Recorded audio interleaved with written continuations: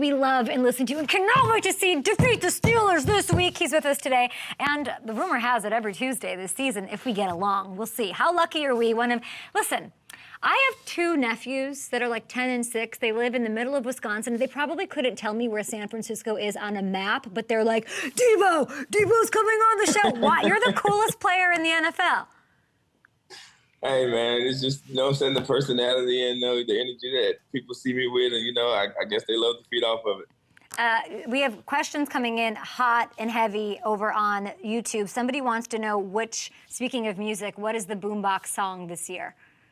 So, we don't actually know the boombox song right now. What we do is, we find the song, we play it out, and then whenever we lose, we got to find another song because I feel like, you know what I'm saying, that's just how we do it. And, we haven't found one yet, but it is coming close, so we got to figure it out quick. Well, I don't want y'all losing this year, so you better pick a really good one. I'm just saying, that's just what we've done in the past couple of years, Yeah, Deebo, we're so happy to have you. I got to ask you, have you sent any shirtless photos to any head coaches lately? Man, Kyle, man, that's my guy, bro. Just the hard work and, all the stuff that I put in this past off season. It was just like, we had a talk. We sat down before, mandatory minicamp was over and went through the tape and went through the film and, kind of had a big reflection on like how the season went and had a, one-on-one, and he told me how he felt. And after watching it, I kind of agreed. So just took that time in this off season to get my body back right and just get ready for this year.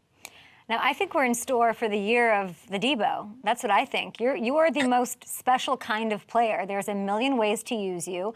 How much of the game plan and your usage is like up for discussion? Like how much of it is it a conversation with you and coach?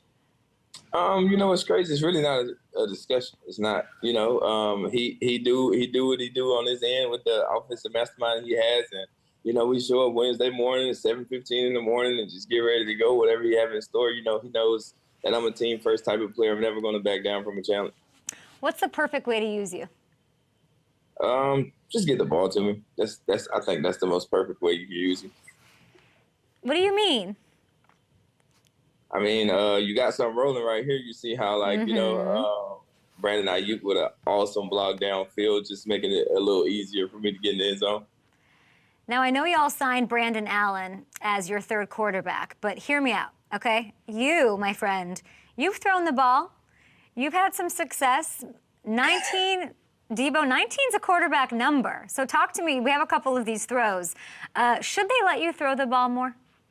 Hey, it's crazy. I was joking with Kyle yesterday. For as I'm an emergency quarterback if you ever need me. I'm kind of 100% right now. Even go back to college tape. I'm 3 for 3 on touchdowns. So, we just joke a lot about things like that. But I mean, if it comes down to it ever again, I'm up for grabs. Yeah, I mean, no disrespect to CMC, who sort of had the role last year, but I really think they should give it to you more. I'm surprised after your contract, renegotiation, that there wasn't a conversation about you wanting to have a say in how you were used, because there was all this BS about you don't want to be used at running back, all this, but it's you and coach are great. Oh yeah, 100%. Love it. There was never a time where I told Kyle or John or Jed or anybody like that I didn't want to be running back, because, I mean, I'm a team first type of player, so whatever it is to help the team, I'm going to do it. So, therefore, I don't know where all that noise came from or anything like that. So, I mean, hey. I do, and I hope they're watching. I hope they're watching at Up and Adam Show on YouTube right now, because then I hope they feel real stupid about saying all that stuff. Okay, week 1. I can't believe it's here. It's here. You did all the work in the offseason, all the shirtless photos, all the thirst traps to Kyle. I get it. Listen, Brock Purdy is your starting quarterback in this window to win a ring. Is he the perfect quarterback for this team? What is it about him? I mean, I kind of got a glimpse of it from Purdy when we played Houston in preseason. Not knowing too much about him, not getting too many reps with him. But it's just like his attitude and how, he was never, scared of the moment. So whenever he got his chance and he came in and did what he did, I was kind of surprised because, you never see guys come in and, have that type of attitude, have that type of swag, and have, that much attention to detail, because during weekend practice, the number 3 quarterback is not getting any reps. So Yeah. therefore, it's just like his mindset of, always being ready and the way that he prepared and, as he get to see him going week in and week out, is just like, and to this day, it's still kind of amazing. Yeah, that's Ben Kurt was in that quarterback room last year. He was on our show, and he sort of said the same thing. Like, he just sort of ran it like he was the QB1. I've heard players say that. I remember Chris Long told me that about Jalen Hurts way before he was even like in the running to get the starting gig or to get reps out there. So that sounds like it makes sense. So there's a lot of talk about the Trey Lance thing, how it was handled, but then there's a lot of talk about how the locker room didn't like how it was handled. Is that true? I don't think that was true. I don't think that was true. I'm not going to speak too much on that, but I think, as Kyle and John said in the media, like, everybody had a fair shot to, be the number 2 guy, because him knowing, what Purdy did last year, I mean, you can't just take the job from him. So I think, like, just feeding off what Kyle and John said, everybody had a fair shot, and, the organization made the best out of the situation that they had. Yeah, and if he was still there, then you couldn't be the emergency quarterback out there throwing to Juwan Jennings. So I think everything sort of worked out, and hopefully he has a nice career in a situation down in Dallas. Now, you played Pittsburgh. That's your week 1 opponent. It was only your 3rd career game. It feels like it was, Deebo, it feels like it was forever ago. It was 2019, not Jimmy Garoppolo's best game. That was rough. But you guys got your 3rd straight win. You went to the Super Bowl that year. What do you remember about facing Minkah Fitzpatrick? Because when I think of this, he's sort of like the Deebo of defense, being as versatile and as playmaking as exists in the NFL. And this is going to be a battle on Sunday.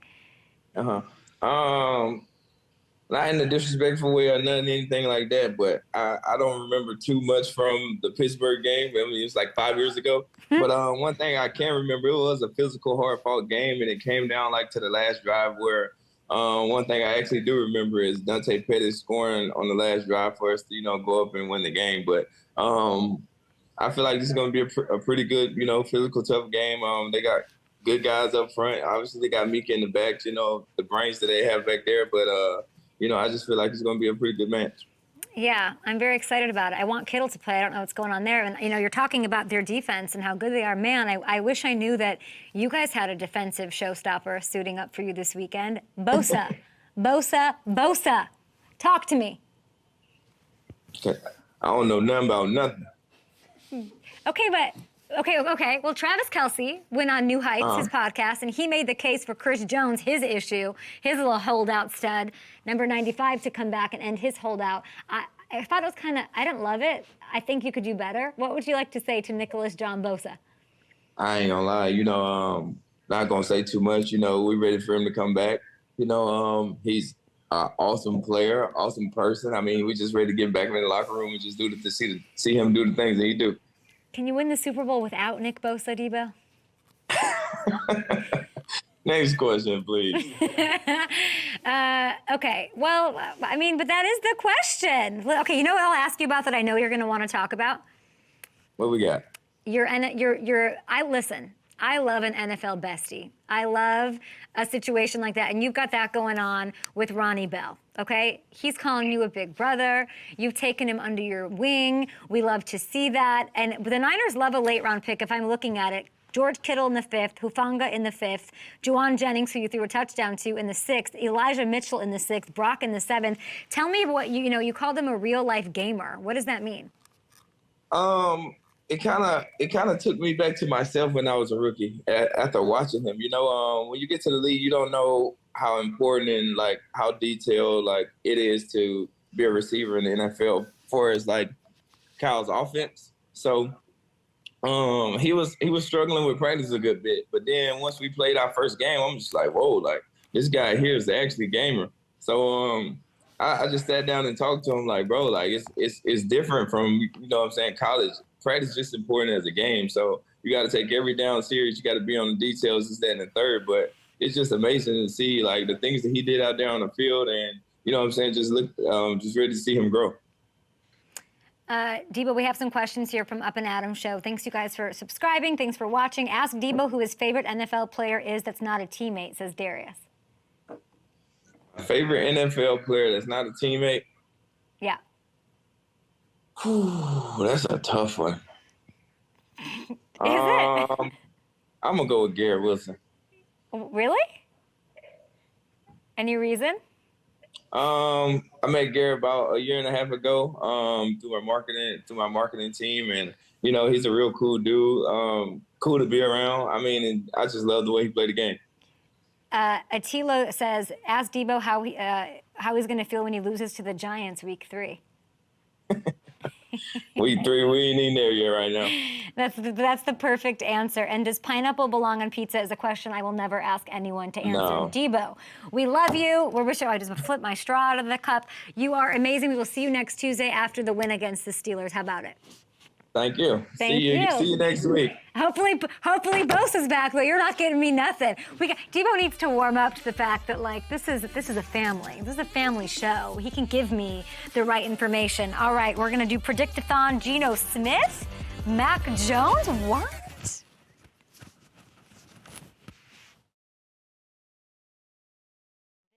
Lock out like it goes to the